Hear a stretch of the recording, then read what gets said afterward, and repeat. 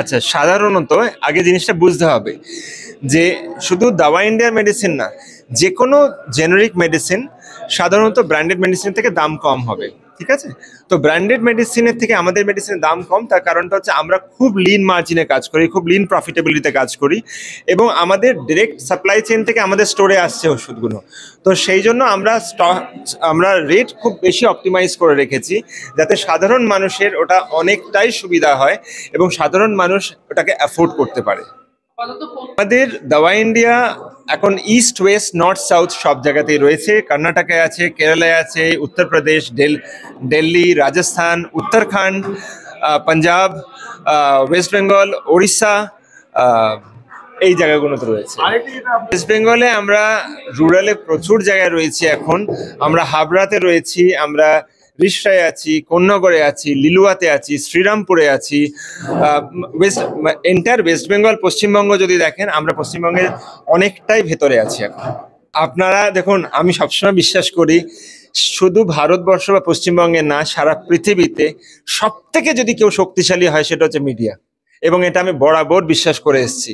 এবং এর মধ্যে কবে দেখতে পাবেন এখানে মিডিয়ার একটা বড় হাত আছে, এবং মিডিয়া যখন এক হয়ে যায় কোনো ভালো কাজ করবার জন্য, তখনই কিন্তু সেই ক্রান্তিটা হয়। এবং আপনি যদি হিস্ট্রি দেখেন, ওয়ার্ল্ড হিস্ট্রি, এবং সেইভাবেই কিন্তু ওয়ার্ল্ড হিস্ট্রিতে সব ডেভেলপমেন্ট হয়েছে। তো আমরা চাই যে আপনারা যারা মিডিয়াতে আছেন তারাও আমাদের সাথে একইভাবে হাতে হাত দিয়ে পায়ে পা চালিয়ে আপনারা প্রচার করুন, যে যাতে সবাই লেখে জেনারিক মেডিসিন, তাতে সাধারণ মানুষের খুব সুবিধা হবে। কারণ যে মাটা হয়তো অ্যাফোর্ড করতে পারছে না যে মেডিসিন, তার বাচ্চা হয়তো খুব কষ্ট হচ্ছে, তখন সেখানে কতটা হেল্প হয়। আমরা যারা গ্রামে কাজ করছি আমরা জানি, কেন আমরা গ্রামাঞ্চলে কাজ করি, আমরা জানি সেটা।